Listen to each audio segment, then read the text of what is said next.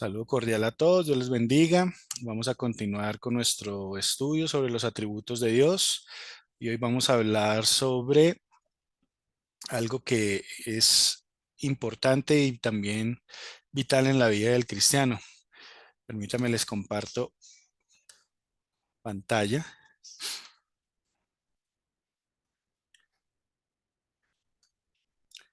Entonces, en nuestra sesión pasada hablábamos sobre la paciencia del Señor, algunas cosas que entendíamos es como el Señor tiene como también parte de su esencia la paciencia, como el Señor ha sido paciente con nosotros, como ha sido misericordioso, clemente, dice Salmo 103, cómo esa paciencia se extendió y se sigue extendiendo con la humanidad a través de la salvación que nos ha dado. También veíamos como algunos ejemplos de cómo la impaciencia de algunos hombres de Dios llevaron a que asumieran consecuencias a mediano y aún a largo plazo, y cómo esa impaciencia surgía de esa falta de confianza en el Señor, de saber cómo actuar y cómo proceder en ciertas situaciones. Y vamos a continuar con la gracia de Dios. La gracia de Dios, un atributo que es medular en la vida del cristiano, porque si algo conocemos y lo sabemos de sobra, o eso se supone, es que todo lo que somos, todo lo que tenemos, todo el favor que hemos recibido de parte del Señor, lo hemos recibido por gracia, por su gracia, porque el Señor así lo ha querido, porque el Señor busca que nosotros recompongamos el camino, volvamos a esa senda, ese camino estrecho, ese camino angosto, como lo decía el Señor Jesús, que lleva a la salvación, y que salgamos de ese camino ancho que llega y que lleva a la perdición. La gracia definida por el diccionario habla de un don o un favor que se hace sin merecimiento particular, una concesión gratuita. Es una definición que sabemos como cristianos desde el momento en que nos acercamos a Dios, o eso se supone también. Cuando nos compartieron las buenas nuevas de salvación, el Evangelio, nos invitaron a que nos acercásemos a Dios, y lo primero que buscaron aquellos que nos predicaron, aquellos que nos extendieron este mensaje, es que entendiéramos que el Señor quería reconciliarse con nosotros, que el Señor lo que buscaba era que nosotros estuviésemos en paz y estuviésemos a cuentas con Él. Y esto se daba por medio de la gracia, sin ningún tipo de merecimiento, sin pretender darle algo a Dios que no le podíamos dar. Y el griego, la palabra gracia, eh, se desprende del término charis, que también habla de una bondad inmerecida, una bondad y un regalo que no merecemos.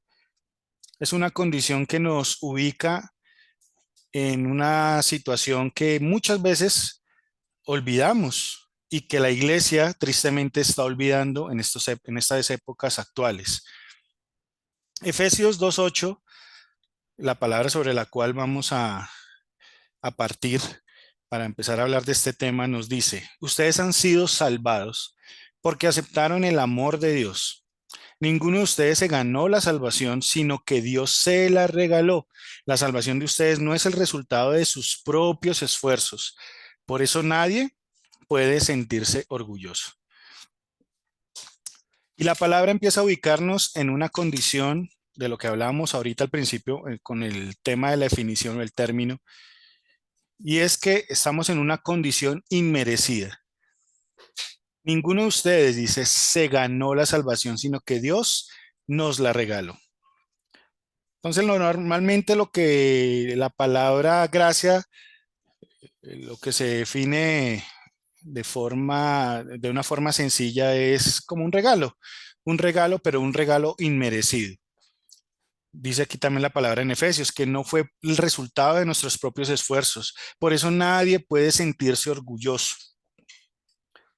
Y algo que Dios busca es que nosotros saquemos de nuestro corazón el orgullo, una actitud que definitivamente es dañina en la vida del cristiano, una actitud que le hace creer que lo que tiene, lo que es, lo que ha conseguido o lo que va a conseguir es producto de su propio esfuerzo, es producto de sus capacidades internas o externas, es producto de su inteligencia, es producto de todo aquello que como seres humanos podemos hacer o podemos ganar en esta vida, pero que es un sentimiento desmedido de gratitud hacia nosotros mismos y que pues posteriormente lleva a la altivez de corazón, a creernos incluso más que los demás. Romanos 11:6 dice, de la misma manera, aún en este tiempo ha quedado un remanente escogido por gracia. Y el Señor allí nos ubica de cómo es ese remanente, esa pequeña cantidad de personas, pues obviamente pueden ser millares, pero incluso millones, pero en comparación a la población del mundo, pues es un porcentaje ínfimo, pero es ese remanente el que él ha escogido por gracia, no porque ese remanente lo merezca. Y dice, y si es por gracia, ya no es por obras. Entonces aquí empieza a anular el, el hecho de que son las obras las que nos den alguna garantía o algún merecimiento de lo que tenemos. De otra manera, la gracia ya no sería gracia. Y si fuera por obras, ya no sería gracia. De otra manera, la obra ya no es obra. Y hay cuatro cosas, más bien cinco, mm, por decirlo así, eh, cinco cosas que encontraba de, de la gracia y que son importantes que las comprendamos y que las empezamos a entender. La gracia, la primera de ellas es que la gracia se ejerce sobre los hijos de Dios y que por el contrario la misericordia sí es sobre todos los seres humanos. En eso y ya posteriormente en otra sesión hablaremos de la misericordia del Señor, pero algo que diferencia la gracia de la misericordia es que la gracia viene a ser un atributo que el Señor tiene e imparte, pero de manera específica. Él no lo hace con todos. Esa gracia no es derramada sobre toda la carne. Su misericordia sí. ¿Y qué implica que esa gracia sea derramada solo sobre sus hijos? Pues que hay unas condiciones que solo se le van a dar a este remanente, como hablaba la palabra, aquellos que o que estamos más bien bajo la gracia del Señor y que hemos creído a su mensaje, que el Señor nos ha permitido entender por su bondad, por su misericordia, por su amor sobre todo. Pero definitivamente la gracia es selectiva. Y la gracia también es la muestra de la buena voluntad, del amor y de la salvación de Dios hacia su pueblo.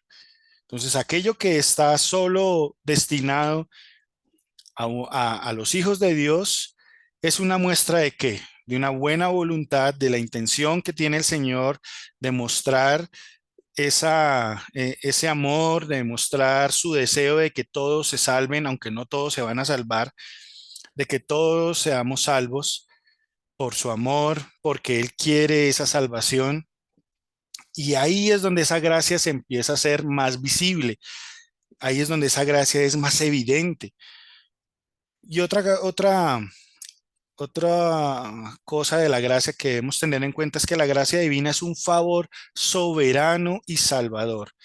Soberano, ¿por qué? Porque quien lo concede así quiere hacerlo y tiene la autoridad, y obviamente estamos hablando de Dios, Él tiene por su poder, Él tiene la soberanía de darla como Él quiere. Él concede bendición a quienes no tienen mérito, no exige compensación por ello. Y es aquí donde empezamos a ubicar nuestra condición para que no la olvidemos, porque como les decía, tal vez en el mensaje que les mandé en el grupo, muchas veces hemos estado olvidando nuestra condición y es una condición de gracia. Es una condición de una bendición, pero recordemos que una bendición inmerecida, ya vamos a ir ahondando en el tema. Entonces, la gracia no la buscamos, no la ganamos. De ninguna forma hicimos algo para merecerla, no la compramos, no hay precio que pueda pagar esa gracia. No es un pago por una deuda, no quiere decir que Dios nos debía algo de alguna forma y que Él compensó o nos retribuyó esa deuda permitiéndonos ser salvos. No, de ninguna forma buscamos la gracia, sino que Él nos la dio y nos la dio aún antes de que naciésemos y ya vamos a ir viendo también por qué. La gracia está dirigida a condenados, a culpables. Aún así, cuando llegamos ante ese juez supremo que es Dios, llegamos allí ante el Señor, ante el trono de la gracia y aún siendo culpables, aún reconociendo nuestros errores. Y recuerde por un momento ese momento, valga la redundancia, en el que usted se acercó a Dios por primera vez en oración buscando su perdón. Desde ese momento en que le hablaron de Dios, de su palabra, de cómo nosotros estábamos en una condición de pecado. Y sí, ahí entendimos que estábamos en una condición de culpabilidad, de que habíamos sido negligentes, de que habíamos sido pecadores en muchos aspectos, con nuestra forma de hablar, nuestra forma de pensar, nuestra forma de actuar. Es decir, que todas las condiciones al acercarnos a Dios, es decir, que todas las evidencias, todo apuntaba a una cosa, que éramos culpables. Y aún así nos presentamos ante el Señor con la confianza de creer que por medio de Jesucristo pudiésemos ser perdonados y Él nos declara allí, pudiéndonos condenar, Él nos declara inocentes. Es allí donde pudimos empezar a experimentar la gracia. Eso inmerecido, no lo merecíamos. Nadie podía presentarse ni se podrá presentar delante del Señor y decir, yo merezco que tú me salves por esto, esto y esto. Pero desafortunadamente en estos tiempos, incluso dentro de las iglesias, de muchas congregaciones, porque estamos infiltrados por muchas doctrinas destructivas, como lo dice la palabra, nos han querido llevar a creer que somos merecedores de algunas cosas y ya más adelante voy a ahondar más en este aspecto. Pero por medio de estas palabras, de esto que hemos leído, de estas cosas que debemos tener en cuenta de la gracia, es donde entendemos que y recordamos que todo lo que tenemos, que todo lo que somos, lo tenemos o somos de una forma inmerecida. No es ponernos en una situación, una condición de víctimas, en una condición como triste, como de, ay, no, no, pues como que pobrecito de mí. Tampoco es una condición de, es que yo soy culpable y yo, no, el Señor ya nos perdonó, pero debemos tener también el equilibrio y la capacidad de equilibrar nuestras vidas de tal manera que no sobrepasemos nuestra forma de pensar de nosotros mismos y que no desplacemos a Dios de donde no debe ser desplazado. Y vamos a seguir ahondando para entender esto que trato de explicar, porque algunas de las características, y encuentro tres cualidades de la gracia de Dios que son las más visibles, y es que Dios, por medio de su gracia, nos ha bendecido, nos ha salvado, nos ha redimido Y algunas características de la gracia nos hablan, la primera es de que son, de primero, que es eterna. Segunda Timoteo 1:9 dice, Dios nos salvó y nos eligió para que seamos parte de su pueblo santo. No hicimos nada para merecerlo, sino que Dios por su gran amor así lo planeó. Dios ya nos amaba desde antes de crear el mundo, pues desde entonces pertenecíamos a Cristo Jesús. Aquí la palabra que nos habla de que desde antes de la fundación del mundo ya el Señor había planeado esa salvación, ya el Señor nos había elegido. Entonces es una condición que ha trascendido y trascenderá y estará en la eternidad, desde la fundación del mundo hasta que venga el juicio de Dios en esta tierra. Por eso se habla de que es eterna, esa gracia permanece allí. También el Señor nos habla en su palabra de que es gratuita. Romanos 3:24, por cuanto todos pecaron y están destituidos de la gloria de Dios, pero son justificados gratuitamente por su gracia, mediante la redención que proveyó Cristo Jesús, a quien Dios puso como sacrificio de expiación por medio de la fe en su sangre, en su sacrificio. Esta es la gratuidad de la que habla la palabra.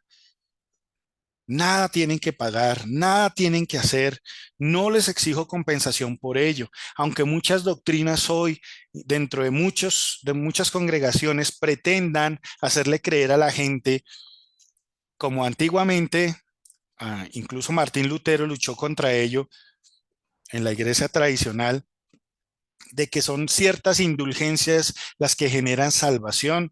Y en este tiempo moderno hay muchas congregaciones que te quieren o pretenden venderte de alguna manera la gracia, eso inmerecido, pero que ya el Señor nos lo ha dado porque Él ha querido en su soberanía. Y es lo siguiente de las características de la gracia, que es soberana. Como les hablaba al principio, Efesios 1:4 dice, desde antes de crear el mundo, Dios nos eligió por medio de Cristo para que fuéramos solo de Él y viviéramos sin pecado, desde antes de crear el mundo, para que fuésemos de Él. Él lo ha querido así. Él lo destinó así desde que fundó el mundo. ¿Quién le dijo, no lo hagas? ¿Quién fue capaz de darle un consejo al Señor? ¿Quién fue capaz de darle una opinión? Nadie.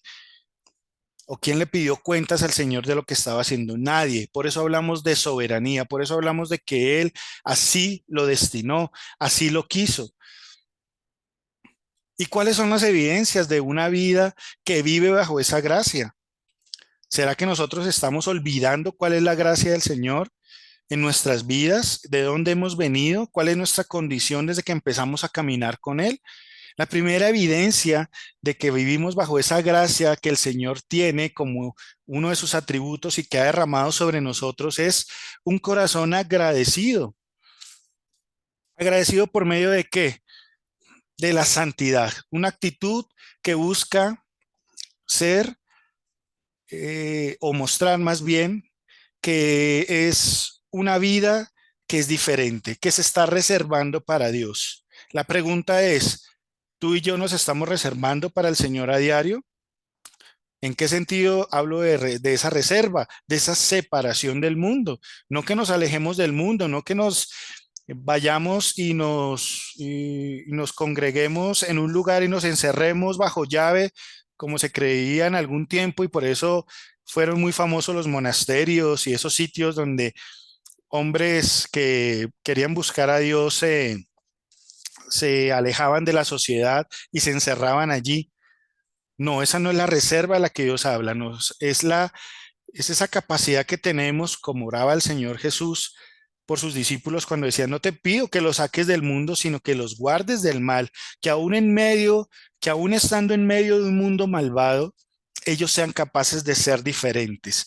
Ahí hay una evidencia de un corazón agradecido, de un corazón que tiene claro que está bajo la gracia, bajo la condición de esos regalos inmerecidos, que aun cuando su condición era de ser culpable y merecía el castigo, Dios decidió perdonarle. Cuando nosotros tenemos clara esa gracia en nuestras vidas, eso se refleja en un corazón agradecido y empieza a mostrarse por medio de la santidad, de buscar ser diferentes, de buscar mejorar para Él, de buscar cambiar esas malas actitudes en nuestro corazón, en nuestras palabras, en nuestras acciones, para mostrarle al Señor que lo amamos y que estamos agradecidos por esa bondad que Él mostró con nosotros, por esa gracia con la cual nos perdonó y nos declaró inocentes aún siendo culpables. Piénselo por un momento. ¿Cuánta injusticia usted puede ver en las noticias? Entonces imagine uno de esos hombres que comete una injusticia, uno de esos tantos ladrones, de esos que cometen tanta maldad, y que un juez le diga, no, usted es inocente. ¿Por qué? Porque yo quiero declararlo inocente. Y nosotros de este lado del televisor podemos comportarnos, o de este lado de la radio, lo que estemos escuchando o viendo, podemos decir, no, emitir juicios, no, es que cómo van a soltarlo, cómo van a hacer esto, cómo va lo otro. Pero eso sucedió con nuestras vidas, teniendo una condición pecaminosa, una condición que afrentaba a Dios, con la que habíamos ofendido a Dios por estar alejado de Él. Y llega el Señor y nos perdona. Y llega el Señor y nos dice, eres inocente, porque has creído en mi Hijo, porque has creído en ese sacrificio, porque esa es la condición por medio de la cual yo me voy a reconciliar con aquellos que quieran acercarse a mí. Y ahí evidenciamos la gracia, la dimensionamos. No es fácil, no es fácil. Es fácil aceptarla cuando nosotros somos declarados inocentes, pero dársela a otros, qué difícil es. Y ahí es donde podemos dimensionar la capacidad que tiene el Señor de perdonar aún a alguien que lo merece, aún a nosotros que merecíamos el castigo. Por eso debemos reservarnos, por eso debemos buscar agradarle a Él en santidad, con tus palabras, con tus acciones, con tus pensamientos. Ahí es donde se evidencia también el crecimiento espiritual. Ahí es donde se evidencia que estás creciendo en la vida cristiana. No porque llevas tantos años asistiendo a una congregación o tantos años de activismo o tantos años haciendo y deshaciendo o sirviendo o llenando la medida de los hombres dentro de una congregación. No, eso no es la evidencia de que te estás reservando, de que estás teniendo ese corazón agradecido y de que estás entendiendo la gracia, sino que estás dando frutos dignos de arrepentimiento. En la cotidianidad, el corazón agradecido en la cotidianidad, en el día a día, desde que te levantas, desde que abres los ojos y puedes decir en ese momento, gracias Dios, un día más.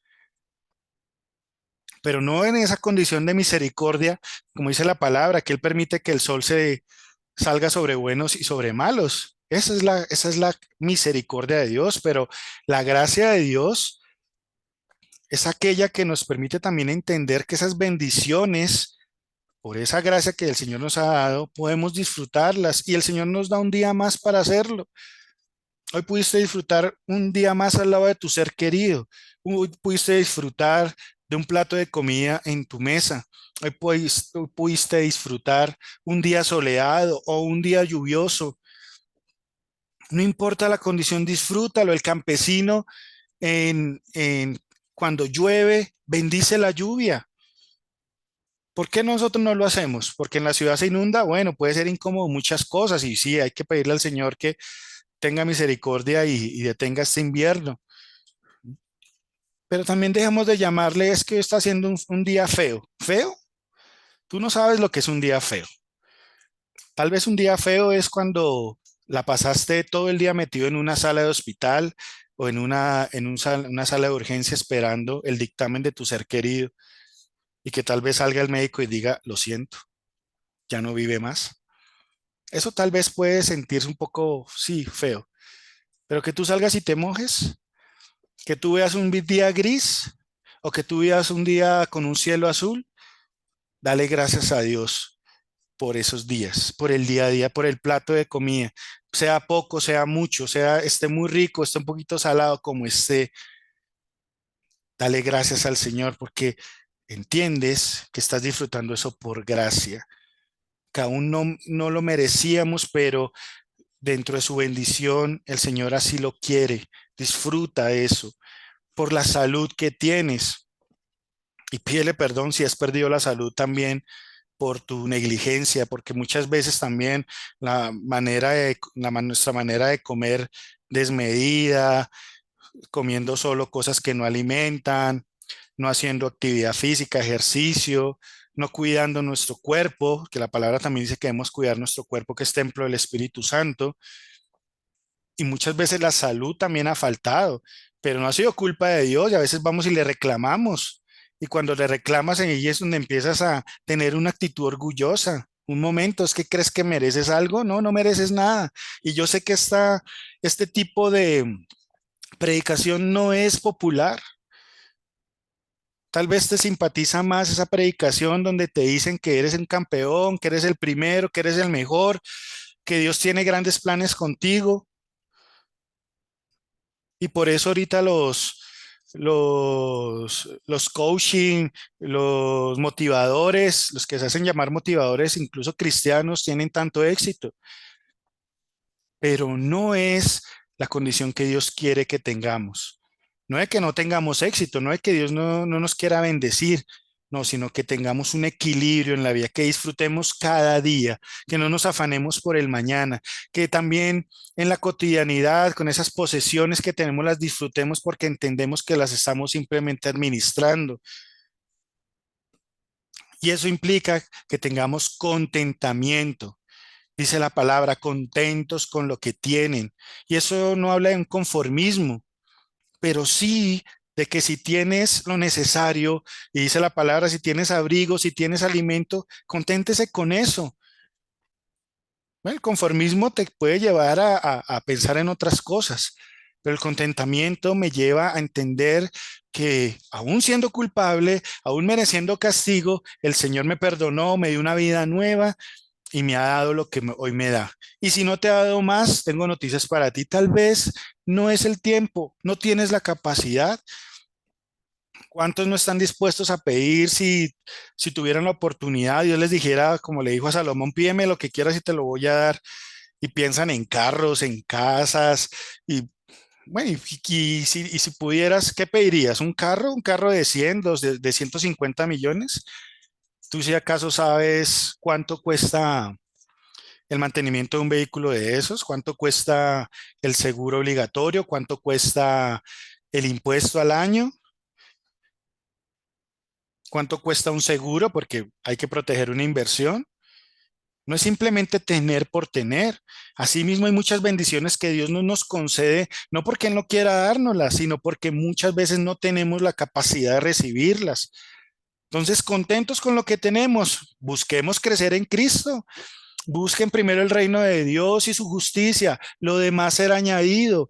Antes de eso, ¿qué habla el Señor? Miren los pájaros del cielo, no guardan en graneros, no están preocupados por el mañana, sin embargo, su Padre que está en los cielos los alimenta. Ustedes no valen más.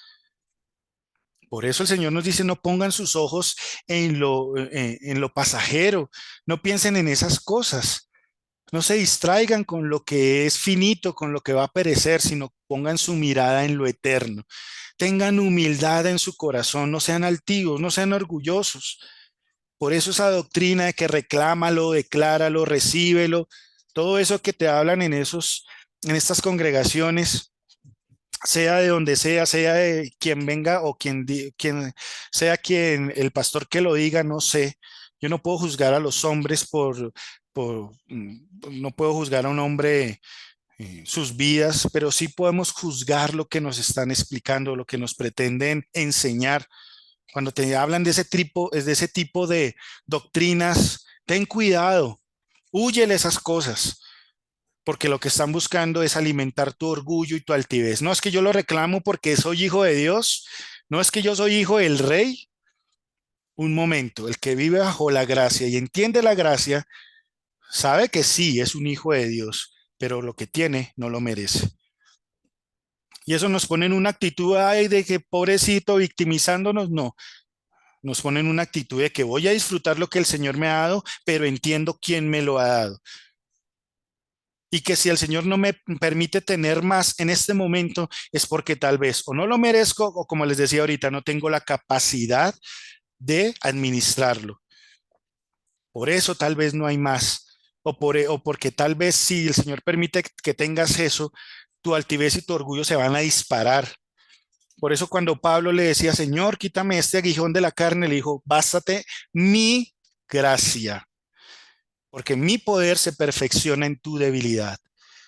Entonces, que te baste la gracia de lo que Dios te ha querido dar. Disfruta lo que tienes y no te vivas amargando por lo que no tienes, porque tal vez no llegue. Es lo que Dios quiera darte. Y si Dios te lo da, disfrútalo, administralo bien, vive con santidad, vive administrando los bienes que el Señor te ha dado y eso a la postre te va a traer madurez, le vas a decir a Dios, mira Señor, de lo que me diste, aquí hay como el hombre y los talentos, mira, de lo que me diste, aquí hay 10 más. Bien, buen siervo y fiel. Toma, al que más, al que más se le da, más se le exige también y más se le va a dar. Pero aún el que tiene, lo que poco que tienes le será quitado. Esa es la condición que el Señor nos habla. Esa es la condición que el Señor quiere en nuestro corazón. Y también lo siguiente de una evidencia es un corazón entendido, un corazón que acepta la gracia en sí mismo y en otros.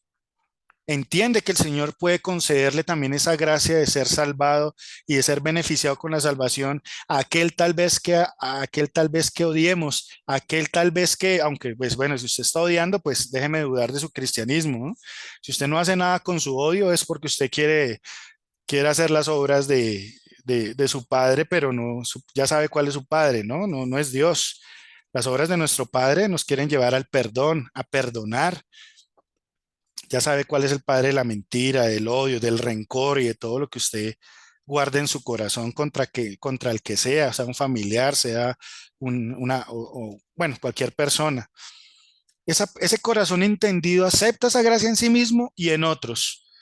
Ah, pero ¿cómo vas a perdonar a semejante tipo, semejante mujer? Así es Dios. Su gracia está abierta para todos y Él lo hace soberanamente. El corazón entendido busca comprender más este atributo del Señor, leyendo su palabra, buscando entender por qué Dios obra de ciertas formas. Hay cosas allí en la palabra que a nosotros ha sido dadas, hay otras que están veladas, pero eso no implica que no profundicemos en la palabra y no busquemos entender más y más del Señor. Por eso todo este estudio. Entendamos de qué está hecho el Señor y cuál es su esencia, cuál es la sustancia del Señor. El corazón entendido aprovecha la nueva oportunidad dada. Como les decía ahorita, vive en una cotidianidad de constante agradecimiento, lo refleja en su vida, en sus palabras, en sus pensamientos. Aprovecha cada momento. No está buscando acaparar y tener más y más. Por eso, una conclusión que sintetizaba en esta pequeña frase es, si pierdes el concepto de gracia, pierdes el norte espiritual y vas a desplazar a Dios del centro de tu vida. Tarde o temprano va a suceder. ¿Cuál es la meta de muchas doctrinas en muchas congregaciones ahora? Sacar del centro de nuestras vidas a Dios y poner al hombre.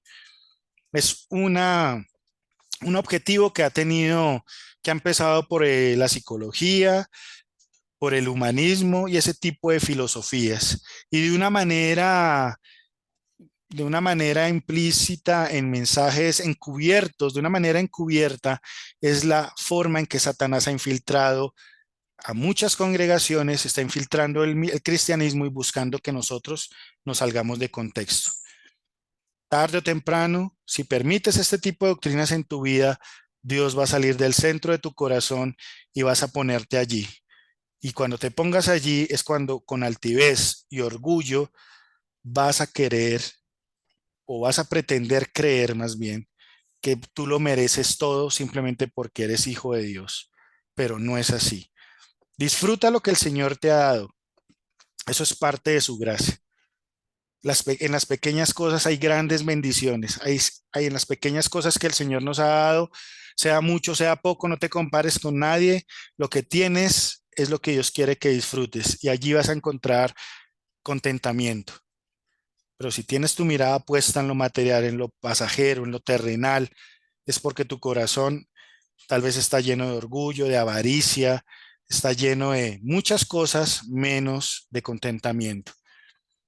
Por eso entreguémosle este tiempo hoy al Señor y reflexionemos en este par de minutos que nos quedan y digámosle, Señor, necesitamos de ti.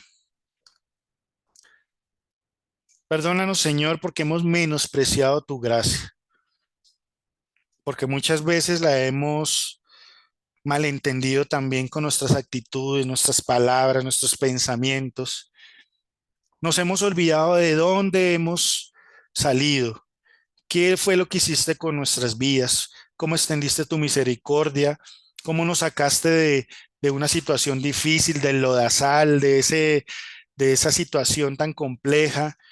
Nos restauraste, nos sanaste, nos vendaste, nos perdonaste, nos libraste de la muerte, nos diste salvación eterna, no nos diste solamente una alegría pasajera, una alegría terrenal, o una bendición terrenal, sino una bendición eterna.